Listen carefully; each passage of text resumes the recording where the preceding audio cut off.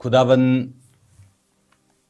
आपको बरकत दे। बैठ जाओ सब जन, अपनी सीट पर बैठ जाओ, अपनी बाइबल को लो, प्रभु से बात करो और इस तरीके से बात करो कि आप भीड़ को मत समझें। आप अकेले बैठे हैं और खुदा से कह रहे हैं, खुदावन आज तेरा आत्मा मुझसे बात करे, तेरा वचन आज मेरे अंदर मैं ग्रहण कर पाऊं और 100 गुना फलों को लाऊं, क्योंकि यही आपकी इच्छा है।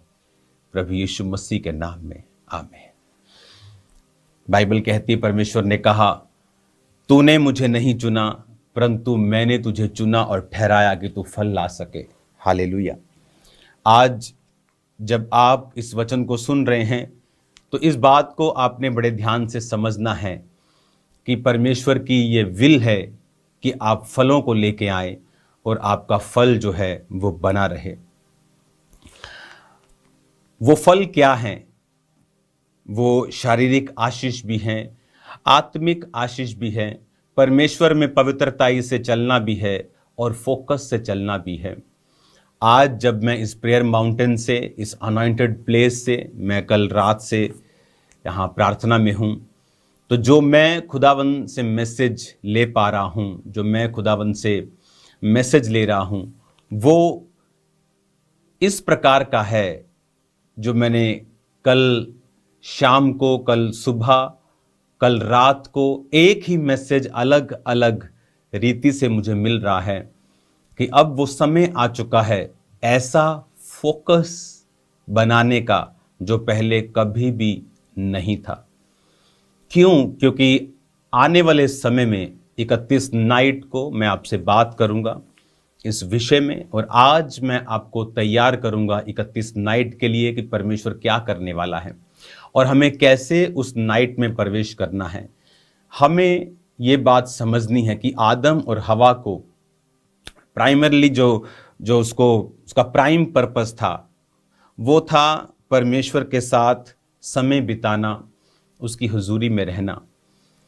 अब जब आप 31 नाइट को, दुनिया कहाँ होती है? दुनिया अपने टीवी के सामने होती है, दुनिया क्लब्स में होती है, दुनिया पहाड़ों पे घूमने गई होती है और वो वहाँ पर अपने समय को बिताते हैं और ये भूल जाते हैं कि हमें प्रभु की उपस्थिति में रहने के लिए ही बनाया गया है। और हम भूल जाते हैं, आज जब लोग मेरी लाइफ को देखते हैं, मेरी मैरिड लाइफ को देखते हैं, मिनिस्ट्री को देखते हैं, तो उन्हें ये नहीं मालूम कि मैंने हर एक चीज़ में परमेश्वर को, उसके वचन को प्रथम रखा है। मेरी मैरिज में खुदावंद के सॉन्ग्स बजाए गए, एक भी शैतानी चीज़ को फॉलो नहीं किया गया, चाहे वो कितने भी सालों से क्यों नहीं चलती आ रही थी परिवार में, क्योंकि मैं ये चाहता था कि मैं परमेश्वर को प्रथम रखूं और परमेश्वर मेरे साथ हो। और इसीलिए वो रिजल्ट्स फिर जब दिखता है तो लोग कहते हैं कि हमें भी ऐसा रिजल्ट चाहिए। 31 नाइट को हम परमेश्वर की उपस्थिति में होंगे। 31 नाइट के बाद जब 1 तारीख होगी, आपका पहला निवाला चर्च की ओर से होगा, जो स्वीट हम खाएंगे। आपने बहुत सी गवाहियां सुनी होंगी। आप सुनते हैं कि मैं पिछली 25 दिसंबर की मीटिंग में आया था, हमारे इतने सालों से बेबी नहीं था, 2 रसौलियां थी, डॉक्टर ने ये बोल दिया था, डॉक्टर ने ये बोल दिया था, मेडिसिन खाई, IVF फेल हो गए, IUI करवाए, सब कुछ किया लेकिन कुछ भी असर नहीं। लेकिन आपने 25 को बोला था कि नेक्स्ट 25 में अब अपने बेबी के साथ आएंगे। और जब मैं यहाँ से गई तो जनवरी में मैं प्रेग्नेंट थी। 31 की मीटिंग्स में आपने सुना होगा कि एक औरत बड़ी रसौली के साथ अब चर्च में बैठी थी और उसे ये मालूम भी नहीं था, क्योंकि 31 नाइट को आप पर अकेले अकेले के साथ वो प्रार्थना होगी उस शॉल से जो मैं यहाँ रखता हूँ अपने प्रेयर माउंटेन के, अपने प्रेयर रूम में।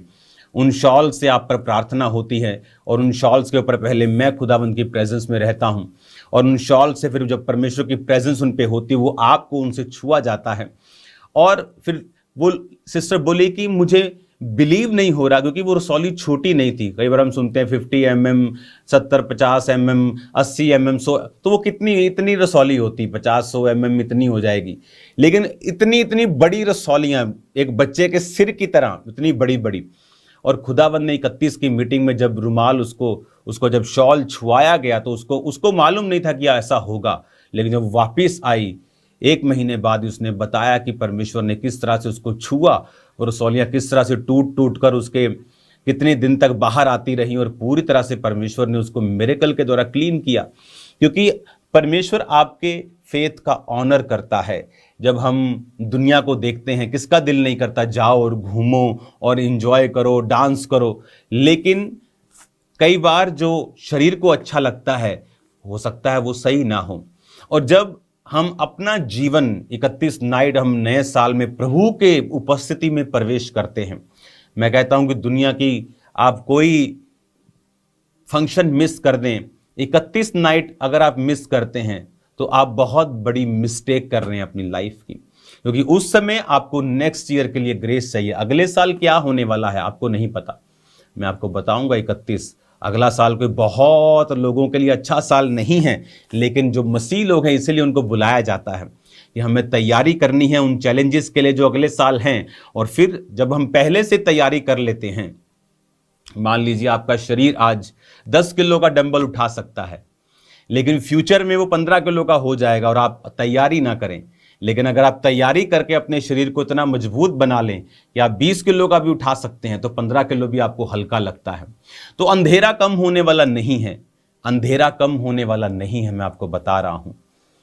जो दुनिया में पाप बढ़ रहे हैं, अंधेरा कम नहीं, लेकिन परमेश्वर हमें तैयार करता है कि हम उन चैलेंजेस को ऐसे चुटकियों में पार कर ले और परमेश्वर के नाम की हम महिमा कर सकें।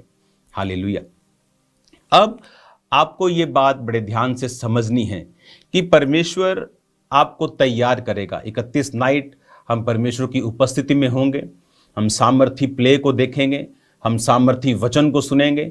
जो बात परमेश्वर ने 2025 के लिए मुझसे की है, हम उसे भविष्यवाणियों को, उन सब चीज़ों को सुनेंगे कि परमेश्वर क्या कहता है 2025 के लिए, कैसे हमें बचना है, कैसे हमें आगे बढ़ना है, क्या परमेश्वर का प्लान है, क्या वो चाहता है। दुनिया में जो इंडिया में हो रहा है वो क्यों हो रहा है।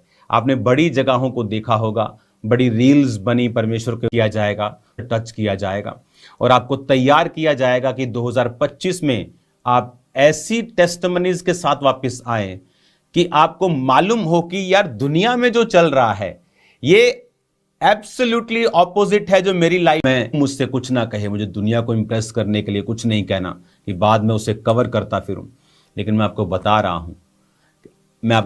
हूं कि आपकी तैयारी मैं करूंगा खुदावंत के वचन से, और आप तैयार होंगे। आपको मालूम होगा कि क्या होने वाला है, और आपको यह भी मालूम होगा कि जो आपके आसपास हो रहा है इज टोटली ऑपोजिट जो आपकी लाइफ में परमेश्वर कर रहा है।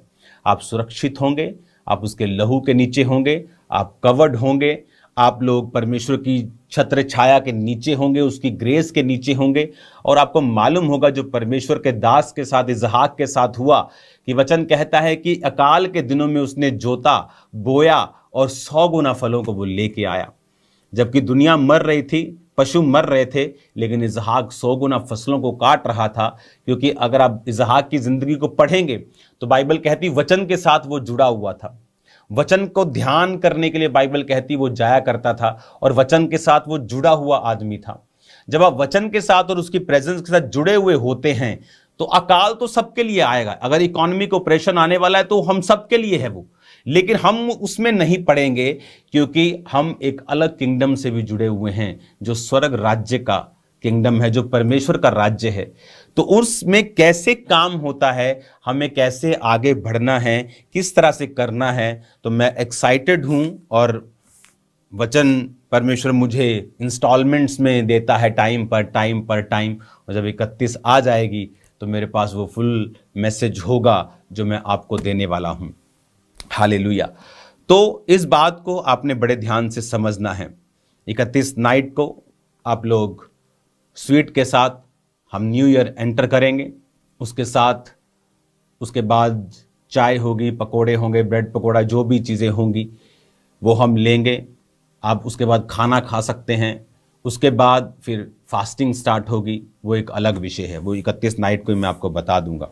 लेकिन फिलहाल जो आपका कॉन्सेंट्रेशन है वो 31 नाइट पर होना चाहिए कि मुझे अपने सारे गुनाहों से क्षमा मांगकर, अपने आप को क्लीन करके, साफ करके, अपने आप के सारे कमियों को निकाल कर आपको फोकस रखना है कि मुझे जब मैं चर्च में जाऊं तो ऑलरेडी आपके पाप कन्फेस्ड हों, खुदावंद मैं ये काम दोबारा नहीं करूंगा और मैं तेरी हुजूरी में आता हूं, ताकि आप बिल्कुल आपकी जो बॉडी सोल स्पिरिट है टोटल वो रिसीव करने के लिए हो, खाली हों, और ताकि प्रभु का आत्मा आप जब चर्च में आए तो वो भरता जाए, चाहे वो हीलिंग हो, चाहे वो डिलीवरेंस हो। और खुदावंद की आत्मा ने मुझसे कहा है हीलिंग्स और डिलीवरेंसेस होंगी और छुटकारा मिलेगा लोगों को शैतान के बंधनों से, बीमारियों से, व्हील चेयरों से, स्किन कैंसर से, सोराइसिस जैसी बीमारियों से, और लोग आज़ाद होंगे। आप तैयार रहें खुदावंद के नाम के महिमा को देखने के लिए। एक वचन जो मैं अभी आपको पढ़ के सुनाना चाहता हूं। परमेश्वर पवित्र परमेश्वर है और वो दूत कहते हैं पवित्र पवित्र पवित्र सेनाओं का यहोवा। आज प्रॉब्लम ये है, आप जानते हैं बाइबल को एक सब्जेक्ट के रूप में पढ़ा जाता है, दुनिया में एक सब्जेक्ट के रूप में भी पढ़ा जाता है। वो लोग क्रिश्चियन नहीं हैं लेकिन बाइबल एक सब्जेक्ट के रूप में इसे पढ़ते हैं वो। और दुनिया की सबसे अधिक पढ़ी जाने वाली पुस्तक बाइबल है। दुनिया की सबसे अधिक बिकने वाली पुस्तक भी पवित्र बाइबल है। आप स्टडी कर लो, दुनिया की मैं कह रहा हूं, आप स्टडी कर लो। कोई पुस्तक आसपास भी नहीं है, कोई दुनिया की पुस्तक आसपास नहीं है। सबसे ज्यादा पढ़े जाने वाली भी, बिकने वाली भी पुस्तक बाइबल है। हर साल करोड़ों में 300 करोड़, 400 करोड़ इस तरह से बाइबल्स छपती हैं और लोगों के पास वो जाती हैं। लेकिन पवित्र वचन को आप दो तरीके से पढ़ते हैं, एक सब्जेक्ट के रूप में और दूसरा एक पवित्र आत्मा से। इसलिए वचन कहता है कि पवित्र आत्मा तुमको सिखाएगा, वो वचन तुम पर जाहिर करेगा, वचन के भेद वो तुमको देगा। पवित्र आत्मा से जो बाइबल को पढ़ते हैं उन्हें ज्यादा समझ आती है कि परमेश्वर का आत्मा क्या कह रहा है। जैसे नीति वचन 1 उसकी 23 आयत में लिखा है, तुम मेरी डांट सुनकर मन फिराओ और सुनो, मैं अपना आत्मा तुम्हारे लिए उंडेल दूंगी, मैं तुमको अपने वचन बताऊंगी। परमेश्वर ने कहा कि मैं अपना आत्मा दूंगा और अपने वचन बताऊंगा। हालांकि उसके वचन तो लिखे हुए हैं, लेकिन वो कौन से वचनों की बात कर रहा है?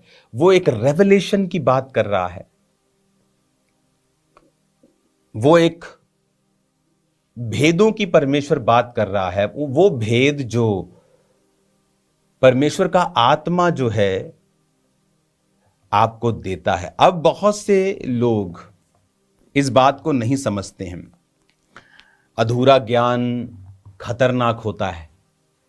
अधूरे ज्ञान से अच्छा है कि तुम अज्ञानी रहो, लेकिन अधूरा ज्ञान कभी भी अपने पास मत रखो। एक वीडियो को मैं देख रहा था, वहाँ पर एक मेरा भाई जो क्रिश्चियन नहीं है कह रहा था कि बाइबल में एक जगह पर एक आदमी ने अपनी ही लड़की से संतान को पैदा किया, तो ये कैसी बाइबल है? मैं उस अपने प्रिय भाई को ये कहना चाहता हूं, अधूरा ज्ञान और अनपढ़ता बहुत ही खतरनाक है। बाइबल में जब परमेश्वर के लोगों ने पाप किया तो परमेश्वर ने उन पापों को छुपाया नहीं है। दाऊद ने जब बैतशेबा के साथ पाप किया तो परमेश्वर ने उसे लिखा है और सबको बताया है। परमेश्वर ने फिर यह भी बताया है कि बैतशेबा के साथ जब उसने पाप किया और प्रभु ने उसको माफ भी कर दिया, but the consequences of that sin, उस पाप का जो असर था उसे उसने खत्म नहीं किया। दाऊद का परिवार बहुत अच्छा चल रहा था, लेकिन उस पाप के बाद दाऊद के घराने में भी तलवार चली, क्योंकि वो तलवार उसने बैतशेबा के पति को मरवाने के लिए इस्तेमाल की थी। क्योंकि उसका पति सेना में था, तो दाऊद ने अपने सेनापति को कहा कि इसके पति को ऐसी जगह पे रखना युद्ध में जहां से मर जाए, खतरनाक जगह पे रखना इसको जहां सबसे ज्यादा खतरा है। तो वो मर गया, तो दाऊद ने उसको अपनी पत्नी बना लिया, उसकी पत्नी को। अब जब नातान नबी आया और उसने उसके दुखों को, उसके पाप को बताया, और दाऊद ने कहा प्रभु मुझे माफ करे, तो नातान ने कहा प्रभु तुझे माफ करता है, लेकिन पाप का कॉन्सिक्वेंस क्या था, पाप का असर क्या था, कि दाऊद के अपने बेटे तलवारों से मारे गए।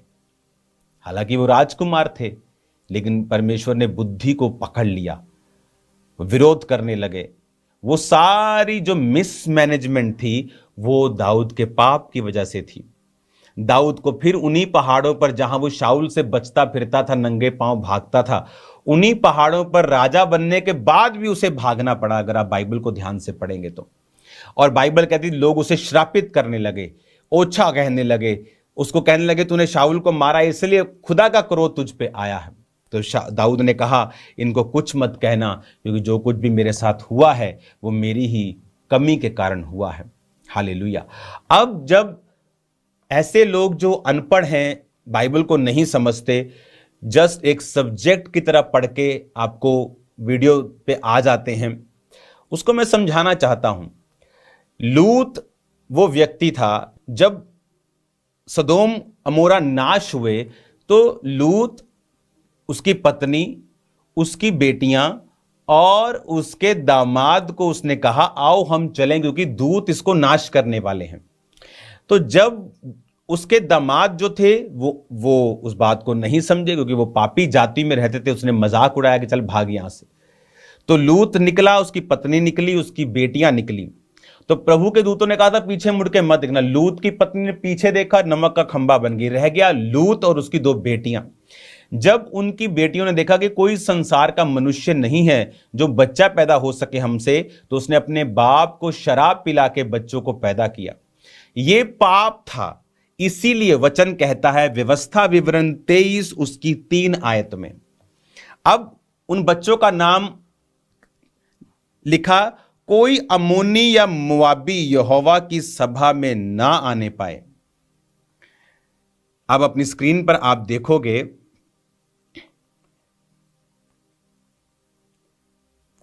कोई अम्मोनी, अब उसका एक बेटा था मोआब, उसका नाम था मोआब। उसका एक बेटा, दूसरी औरत जो दूसरा पैदा हुआ, उसका नाम था अम्मोन। जो बड़ा था मोआब, अम्मोन, ये लूत की बेटी से पैदा हुए थे। अब पाप तो हो गया, तो ये कोई परमेश्वर ने एक्सेप्ट थोड़ी किया इसको। परमेश्वर ने क्या कहा, सुनो उसका न्याय। कहता कोई अम्मोनी या मुआबी यहोवा की सभा में ना आने पाए। यहोवा कहता, परमेश्वर कहता, ये जो पापी जाति है, ये जो तुम्हारे व्यभिचार से पैदा हुई है, कहता मेरी सभा में ये ना आने पाए। कहता किंतु 10 पीढ़ी तक उसके वंश का कोई भी यहोवा की सभा में ना आने पाए। 10 पीढ़ी तक। लूत की बेटियों से जो पैदा हुए मोआब और अम्मोन, खुदा कहता इनकी 10 पीढ़ियां, इसका बेटा, उसका बेटा, उसका बेटा, उसका बेटा, उसका बेटा, पोता पड़, grand grand grand grand son, उसका उसका उसका उसका 10 पीढ़ियों तक ये मुझे अपनी शक्ल ना दिखाए। इतना नफरत करता है परमेश्वर पाप से। वो तुम्हारी तरह नहीं है कि थोड़े से पैसे में बिक गए और बाइबल की खिलाफत शुरू कर दी। 10 पीढ़ियों तक परमेश्वर ने कहा कि कोई इनमें से 10 पीढ़ियों तक यहोवा की सभा में कभी ना आने पाए। और अगर आप बाइबल को ध्यान से पढ़ेंगे, मुआबी और अम्मोनियों को परमेश्वर ने इज़राइल के द्वारा दंडित भी किया, इनको मारा भी, क्योंकि पुराने नियम में मार काट चलती थी। इनको प्रताड़ित किया, इनको रिजेक्ट किया, क्योंकि वो पवित्र परमेश्वर है। ऐसा पवित्र कोई परमेश्वर नहीं है। इतना पवित्र कि जो व्यभिचार को अपनी आंखों से देखता तक नहीं। लेकिन आज व्यभिचार तो लोगों में उनको कहानियां सुना सुना के बताया जाता है। जीसस क्राइस्ट ने मैरिज नहीं की, उसका कोई रिलेशनशिप नहीं थी। यहोवा परमेश्वर कहता, ये जो पाप से पैदा हुए हैं, ये यहोवा की सभा में ना आने पाए, वरन 10 पीढ़ी तक, 10 पीढ़ी तक। अगर मैं आपको पूछूं आपके परदादा का नाम क्या, तो आपको मालूम नहीं होगा। 90% लोगों को, 90 के ज्यादा लोगों को मालूम नहीं होगा। लेकिन कहता 10 पीढ़ियां, परदादा का परदादा का परदादा का 10 पीढ़ियों तक कहते हैं मेरी सभा में ना आने पाए, क्योंकि ये पाप से पैदा हूं। इतना पवित्र परमेश्वर था वो। वचन कहता है कि यहोवा परमेश्वर पाप को अपनी आंखों से भी देखता नहीं है। मालूम आपको, देखता भी नहीं, इतना पवित्र है वो।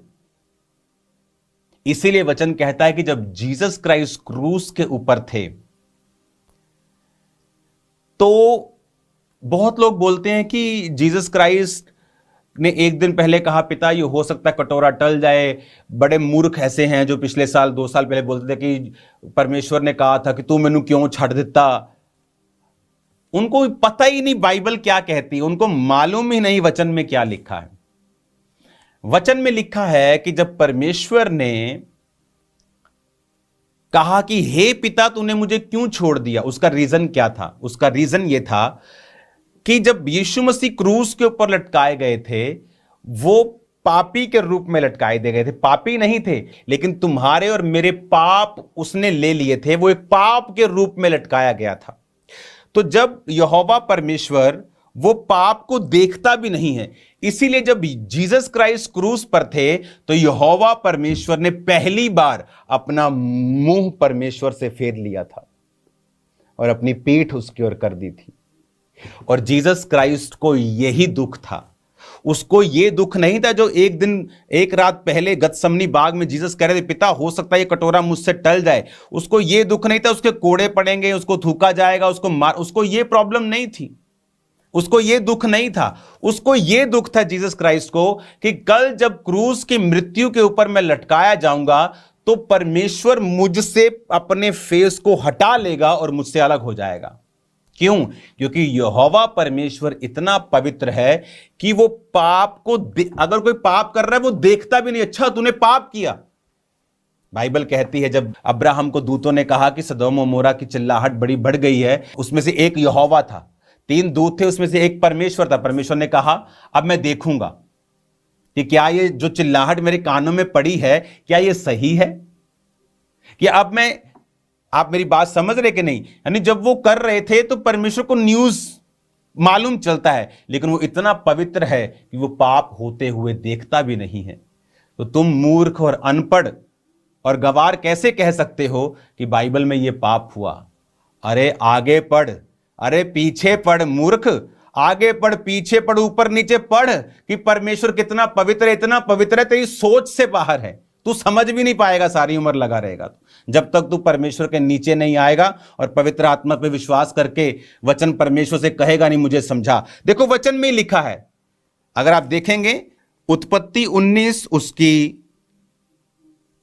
36 आयत में लिखा है, इस प्रकार से लूत की दोनों बेटियां उसके पिता से गर्भवती हुई। एक पुत्र जनी, बड़ी पुत्र जनी, उसका नाम मुआब रखा। वह मुआब नामक जाति का मूल पिता हुआ। छोटी पुत्र जनी, उसका नाम बेनम्मी रखा, जो अम्मोन वंशियों का, अम्मोनियों का पिता हुआ। अब हम आएंगे फिर से कि ये था पाप का समय और अब था न्याय का समय। अब वो न्याय हमने पढ़ा, व्यवस्था विवरण की आयत को हम फिर से पढ़ेंगे। कोई अम्मोनी और मुआबी, ये कौन अम्मोनी मुआबी? वही पाप के द्वारा पैदा हुए बच्चे। यहोवा पिता ने कहा मुआबी और अम्मोनी मेरी सभा में भी ना आए कभी। वो इतना नफरत करता है पाप से। आज दुनिया अपने आप को ऊपर से चेंज कर लेती है। मैं मीट नहीं खाता हूं, मैं धर्मी हूं। लेकिन तुमने मार कुटाई करना नहीं छोड़ा, विरोध करना नहीं छोड़ा, गुस्सा, वैर, विरोध, तलवारों को चलाना तुमने नहीं छोड़ा, और तुम कहते हो मैं धर्मी हूं। एक धर्मी कभी नहीं मारता। बाइबल में जितने धर्मी थे उन्होंने मार खा ली, लेकिन मारा कभी नहीं। और वचन क्या कहता है? वचन कहता है अम्मोनी मुआबी यहोवा की सभा में ना आने पाए। उनकी 10वीं पीढ़ी तक कोई यहोवा की सभा में ना आने पाए। 10वीं पीढ़ी, इमेजिन करो, मैं सोच सकता हूं 10वीं पीढ़ी। 10 पीढ़ियां परमेश्वर ने कहा, 10 पीढ़ियां, कि ये 10 पीढ़ियां मेरी सभा में ना आने पाए। अगर आप देखेंगे ना तो वो थाउजेंड्स में हो जाएंगे 10 पीढ़ी। तो इतने इतने बच्चे होते थे, एक एक आदमी के कितने कितने बच्चे, 50-50, 40-40 बच्चे भी होते थे, मल्टीपल वाइफ्स से। तो प्रभु ने कहा ये जो हजारों लोग हैं मेरी सभा में ना आने पाए, 10 पीढ़ियों तक कोई भी ना आने पाए, क्योंकि वो पवित्र परमेश्वर है। अधूरा ज्ञान बड़ा खतरनाक होता है और अधूरा ज्ञान बेइज्जती भी करवाता है। हालेलुया। तो अधूरा ज्ञान अपने पास रखें। अगर पूरा ज्ञान चाहिए तो आए चर्च में, आपको पूरा ज्ञान दिया जाएगा। बाइबल में आप परमेश्वर के लोगों के पापों को छुपाया नहीं है, उनको बताया है और उसका कॉन्सिक्वेंस, उसका असर भी बताया है कि उसका असर किस तरह से उनकी लाइव्स पर रहा है। हालेलुया। सैमसंग की लाइफ से अगर पाप हुआ तो उसकी जिंदगी में अंधापन भी आया, उसकी जिंदगी में बेइज्जती भी आई। वो दुश्मन जो उससे थर-थर कांपता था, उस पर उसने कब्जा किया। रीजन दुश्मन की ताकत नहीं थी, उसका पाप था जो सैमसंग के द्वारा उसकी जिंदगी में, सैमसंग ने अपनी जिंदगी में किया। हालेलुया। तो बड़े ध्यान से हमें समझने की जरूरत है कि जीसस क्राइस्ट जब क्रूस के ऊपर थे तो पिता ने अपने मुंह को फेर लिया और जीसस ने कहा, यही बात से मुझे डर लगता था, यही बात मैं नहीं चाहता था मेरे साथ हो। तो जीसस ने कहा, हे पिता, तूने मुझे क्यों छोड़ दिया। हालेलुया। एली एली लमा शक्तनी, तूने मुझे क्यों छोड़ दिया। यही बात के लिए जीसस क्राइस्ट गतसमनी बाग में पिता के सामने 3 बार गए थे और कहा था, पिता हो सकता तो ये कटोरा टल जाए, क्योंकि जीसस के लिए ये सबसे बड़ी दुख की बात थी कि उस परमेश्वर उसको छोड़ देगा कुछ समय के लिए, क्योंकि वो पाप को देखता तक नहीं है। तो अपने एक लौते बेटे को, जिसको वो हर वक्त देखता था, उसने अपने एक लौते बेटे से अपनी निगाह को फेर लिया था और जीसस ने कहा था, हे पिता, तूने मुझे क्यों छोड़ दिया। हे मेरे परमेश्वर, तूने मुझे क्यों छोड़ दिया। हालेलुया। यही दुख था परमेश्वर को। कोड़ों का दुख नहीं था, उसको बाकी चीजों का दुख नहीं था, लेकिन उसको ये कटोरा एक्सेप्ट नहीं हो रहा था कि परमेश्वर कल मुझे छोड़ देगा, क्योंकि बाइबल कहती है वो हमारे लिए लटकाया गया। जब परमेश्वर पाप को नहीं देखता और वो अपने आप को अलग कर लेता है पापी से, तो जीसस क्राइस्ट हमारी जगह पे लटकाया गया, प्रभु से अलग हुआ, फिर मारा गया, गाड़ा गया, तीसरे दिन मुर्दों में से जी उठ के अपने ही लहू को, महायाजक जिस तरह साल में एक बार लहू बैलों बकरों का लेके जाते थे, अपने ही लहू को वो परमेश्वर के सामने लेके गया कि पिता ये ले मेरा लहू जो मैं इन सब लोगों के लिए बहाता हूं। और जो अलगताई परमेश्वर और मनुष्य में थी, परमेश्वर ने उसे खत्म कर दिया और इसीलिए वो प्याला परमेश्वर ने पिया, अपना लहू बहाकर पिता के सामने अपना लहू वो लेके गया। और आज इसीलिए मैं और आप परमेश्वर के करीब हैं। हालेलुया। एजेकियल की पुस्तक, यहोजकेल जिसे हम हिंदी में बोलते हैं, उसको अभी मैं आपके सामने पढ़ूंगा। यहोजकेल 1, उसकी 1 आयत को हम अपनी पढ़ेंगे। तो ये जो भविष्यद्वक्ता है इज़ेकियल, इंग्लिश में यहेजकेल, हिंदी में जो आप पढ़ते हैं,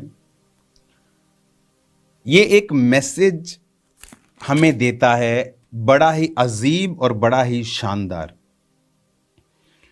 यहोजकेल जिसे आप बोलते हो, ये उस समय का प्रॉफिट है जब दानियल, उसके 3 मित्र और इजरायली प्रजा बेबीलोन के द्वारा बंदी बनाकर ले गए थे वो। और क्यों बंदी बनाए थे मैंने आपको बताया था पिछले संडे, क्योंकि वो लोग जो थे उस पाप के कारण जो परमेश्वर के राजाओं ने किया, मनश्शे ने किया, यशाया को मरवाया, नबियों को मरवाया, परमेश्वर के लोगों को प्रताड़ित किया, तब तो बड़ा मजा आया। लेकिन बाद में जब उनको वो दंड मिला, परमेश्वर कहता बस अब तौबा करने का टाइम खत्म, तौबा कर लो। मैं फिर तुम नहीं करते थे, वो बंध जाते थे, करते थे, छूट जाते थे। प्रभु कहता अब वो ड्रामा नहीं होगा, अब मैं तुम्हें पूरी तरह से जीरो कर दूंगा, तुम्हारी महिमा को मिटा दूंगा। अपने भवन को उसने खत्म कर दिया और पूरी तरह से उस शहर की, उस जाति की महिमा को मिट्टी कर दिया। और उस समय दानियल और उसके लोग बंदी बना लिए गए। उसके बाद 10,000 लोग बंदी बना लिए गए।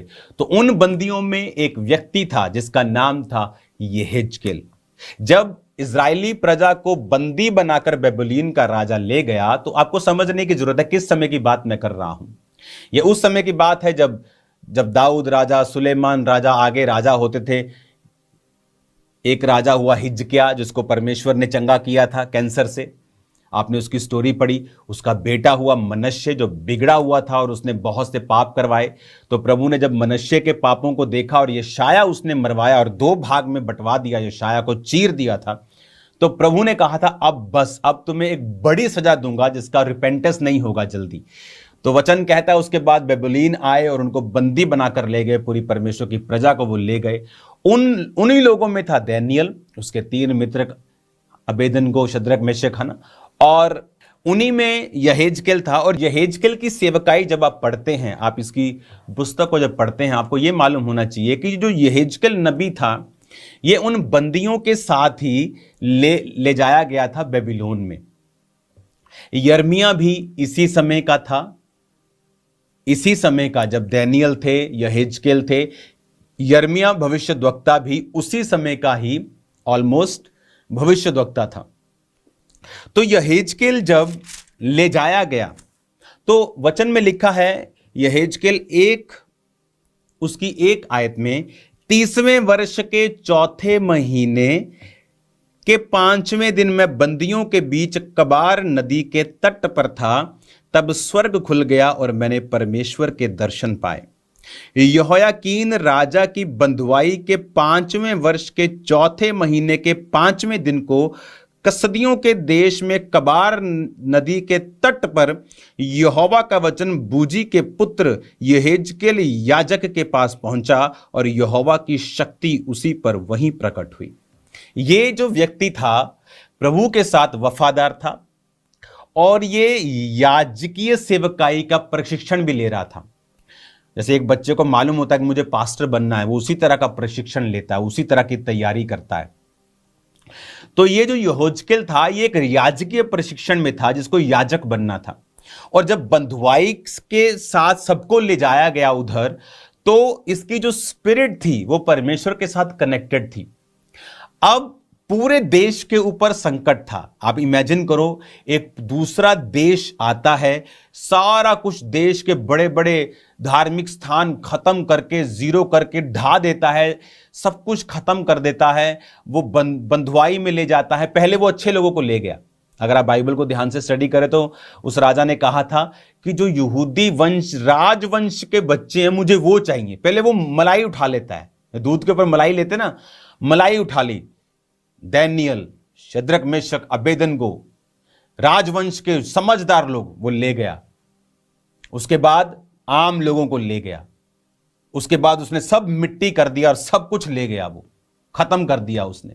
अब वो समय था, उस समय उन हजारों लोगों में एक था यहेजकेल, जो परमेश्वर के साथ जुड़ा हुआ व्यक्ति था। अब ये पूरा बता रहा है कि वो 30 साल का था। कहता मैं 30वें वर्ष के 4थे महीने के 5वें दिन, यानी उसका बर्थडे होता है 30वां, उसके 4 महीने बाद अगर आपका बर्थडे जनवरी को है तो इसका मतलब जनवरी, फरवरी, मार्च, अप्रैल, ये उसकी बात कर रहा है कि हाँ, पूरा उसको पता है कि वो किस दिन की बात कर रहा है। कहना मैं बंदियों के बीच कबार नदी के तट पर था, तब स्वर्ग खुल गया और परमेश्वर के मैंने दर्शन पाए। इमेजिन करो, एक ऐसी जाति के बीच में अब वो था जो बहुत ही, जिसे कहते हैं कि बहुत ही गंदा किसी के साथ जब बिहेव करना। जैसे हम सुनते हैं कि जो ब्रिटिशर्स थे, जब वो इंडिया को उन्होंने बंदी बनाया तो मजदूरों के साथ बड़ा गंदा वो बिहेव किया। बहुत सी ऐसी स्टोरीज सुनते हैं। तो वो ऐसे मजदूरों के तरह उनके साथ बिहेव किया गया, उनको प्रताड़ित किया गया।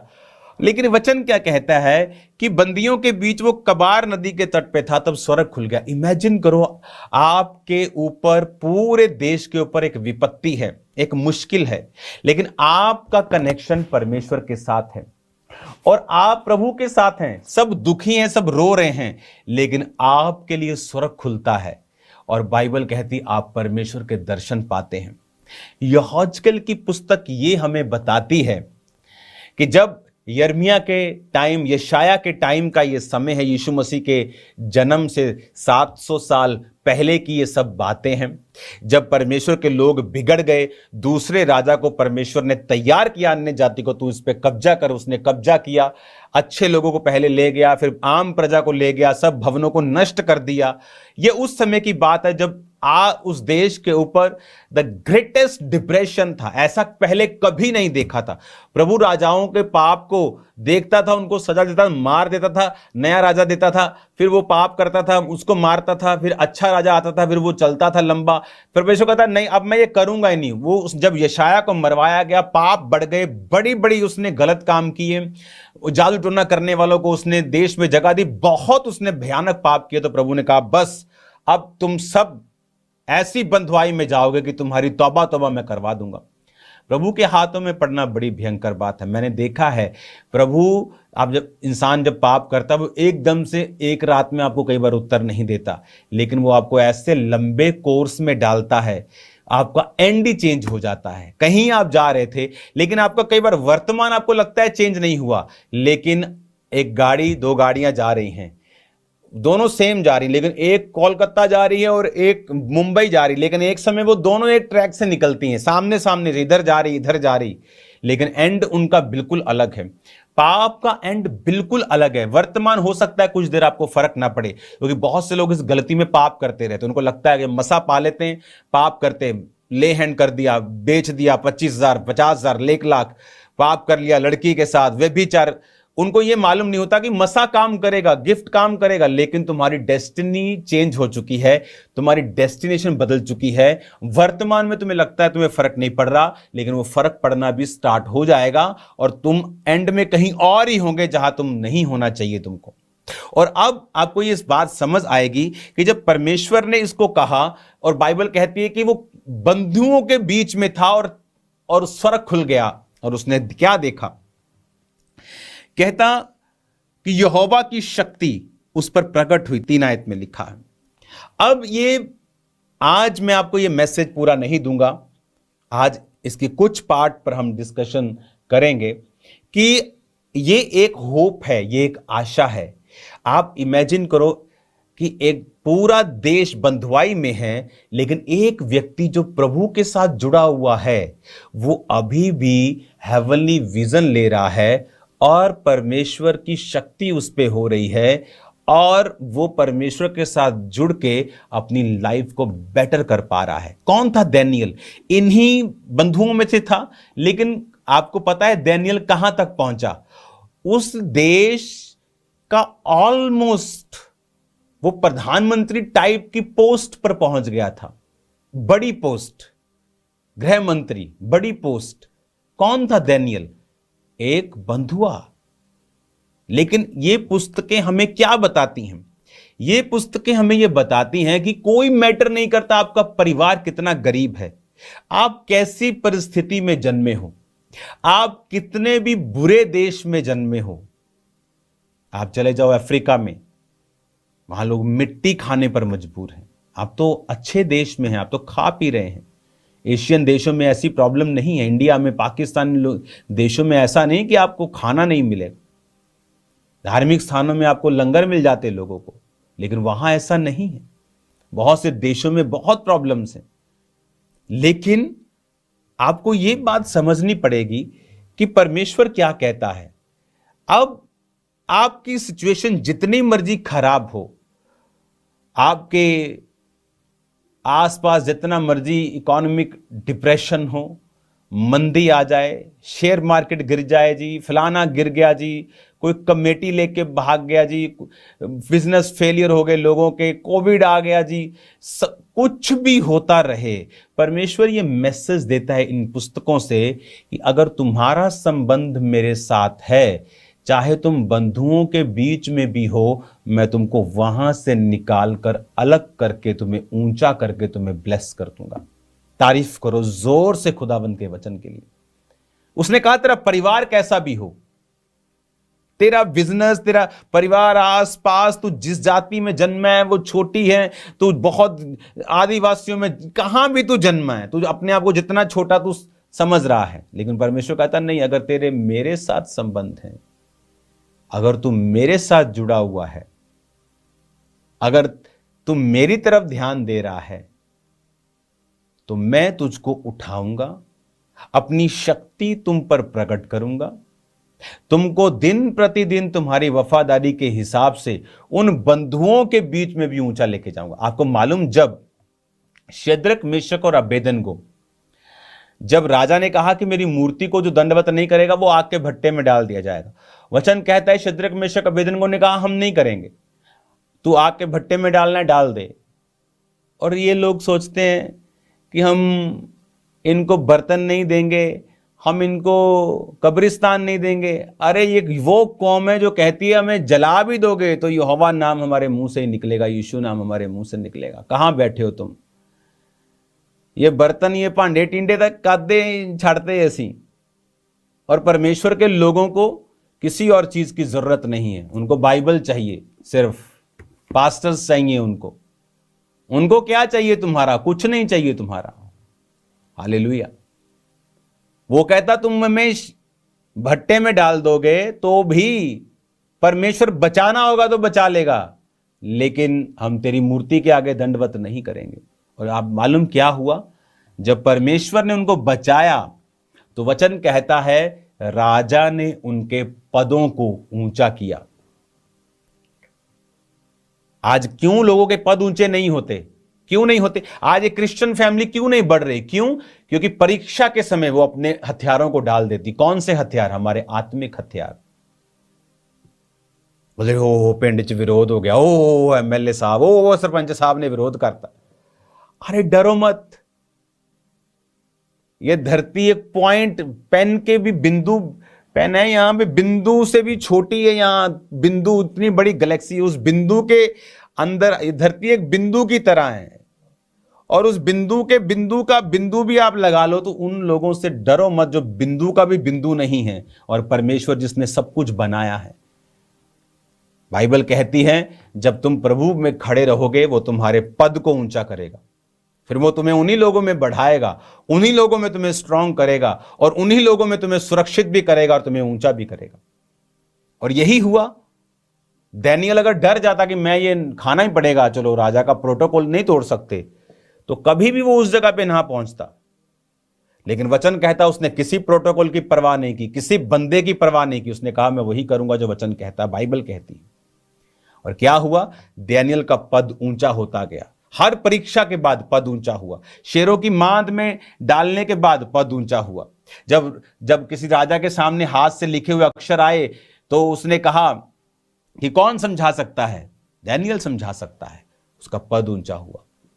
वो उनके पद ऊंचे होते गए। बंधुआई देश में भी परमेश्वर उनको कहां लेके गया? इमेजिन करो, कहां था यूसुफ? मिस्र देश में। मिस्र देश के लोग चरवाहों से नफरत करते थे, आपको मालूम? नफरत, आई हेट इट, मैं नफरत करता हूं इससे। चरवाहों से नफरत करते थे मिस्र के लोग, मालूम? सबसे अधिक नफरत वो चरवाहों से करते थे, क्योंकि जितने यहूदी थे वो चरवाहे थे। कौन था यूसुफ? एक चरवाहा। क्या बना उस देश का? प्रधानमंत्री। नफरत करने वाला व्यक्ति उसी देश का प्रधानमंत्री बना। ये है मेरा परमेश्वर। वो ये करने की ताकत आज भी रखता है और वो करेगा आपकी लाइफ में। आप यहां पर इसी देश, इसी स्टेट में सबसे ऊंचे स्थानों में होंगे आने वाले समय में। लिख के ले लो, आपके बच्चे टॉप पोजीशंस के ऊपर होंगे, मैं आपको बता रहा हूं। हालेलुया। अड़े रहो और खड़े रहो परमेश्वर में, मान करो परमेश्वर के ऊपर, प्राउड करो कि हम खुदा को मानते हैं। वो जीवित परमेश्वर है, किसी का बुरा नहीं करता, किसी को श्रापित नहीं करता। अगर आज ये धर्म की लड़ाई होती तो जितनी रील्स परमेश्वर के खिलाफ बनी है, कितनों के गले कट जाते। अगर जीसस क्राइस्ट के लिए लोग अपनी जान दे सकते हैं, हजारों मिशनरीज हैं जिन्होंने बिहार में जान दी है। बिहार को मिशनरियों की कब्रगाह कहा गया है, पता है? अगर उनकी शहादत को हम मनाना शुरू कर दें, हर घंटे 100 लोगों की शहादत मनानी पड़ेगी क्रिश्चियंस लोगों को। इतनी शहादतें हुई हैं परमेश्वर में। तो लोग जब मजाक उड़ाते तो उनको, अगर ये धर्म हो तो उनको मार काट दिया जाए। अगर वो शहादत दे सकते हैं परमेश्वर के लिए, तो किसी को मार के जेल में जाना उनके लिए कितनी बड़ी बात होगी। लेकिन वचन कहता है अपने दुश्मन से प्यार कर, अपने सताने वालों के लिए प्रार्थना कर, उनको आशीष दे, क्योंकि तू आशीष देने के लिए बुलाया गया है। हालेलुया। अगर ये लोग सुसमाचार के लिए अपनी जान दे सकते हैं, इंडिया के पास एक आइलैंड है, वहां पे वो किसी को जाने नहीं देते। वो एक गोरा गया वहां पे कि मैं इनको सुसमाचार दूंगा, बाहर से मार दिया उन्होंने, तीर मार मार। सरकार भी उनके पास नहीं जाती, वो चला गया वहां। अगर वो उनको सुसमाचार देने के लिए अपनी जान दे सकता है, तो जो यीशु मसीह की खिलाफत करते, उसके बारे में बुरी रील बनाते, उनको मारने में कितनी प्रॉब्लम होगी उनको। अगर वो मर सकते हैं तो मारने में क्या दिक्कत है उनको? मार के बाद क्या कर दे, जेल कर देंगे, वो क्या प्रॉब्लम। लेकिन वचन क्या कहता है, इसीलिए जीसस क्राइस्ट के लोग हाथ नहीं उठाते, क्योंकि हमारा परमेश्वर जिंदा है। जब वो गर्दन मरोड़ेगा तुम भागे आओगे चर्च में, डोंट वरी। हालेलुया। उसने मेरी भी मरोड़ी थी तो मेरे को मालूम है वो मरोड़ता है गर्दने, और फिर भगाता है आदमी को। फिर आदमी भूल जाता है वो कहाँ से है, कि कहाँ से है। फिर आदमी सोचता है ओ फलाने के पास चला जाऊं मैं, वो डॉक्टर बड़ा सियाना है, वो जगह बड़ी सियानी है। फिर मैं सब जगहों पे गया, सब डॉक्टरों के पास गया, न्यूरोलॉजिस्ट, सब बड़े बड़े न केंद्र, सब जगह गया। फिर कहीं जब इलाज नहीं हुआ, तब घुटने टेक के खुदा के पास आके छुटकारा मिला। तो अब मैं आपके सामने उसी खुदा की बातें कर रहा हूं, जिस खुदा को मैं बुरा भला बोलता था। तो ये परमेश्वर है मेरा और आपका। हालेलुया। तो मैं आपको ये बात बताना चाहता हूं कि आप इतनी वर्स्ट कंडीशन में नहीं हैं। जितनी वर्स्ट, जितनी बुरी, जितनी खराब, सबसे खराब कंडीशन में ये दानियेल, शद्रक, मेशक, अबेदनगो, यहेजकेल, जितने ये वर्स्ट कंडीशन में थे, और फिर भी प्रभु ने इन्हें ऊंचा किया।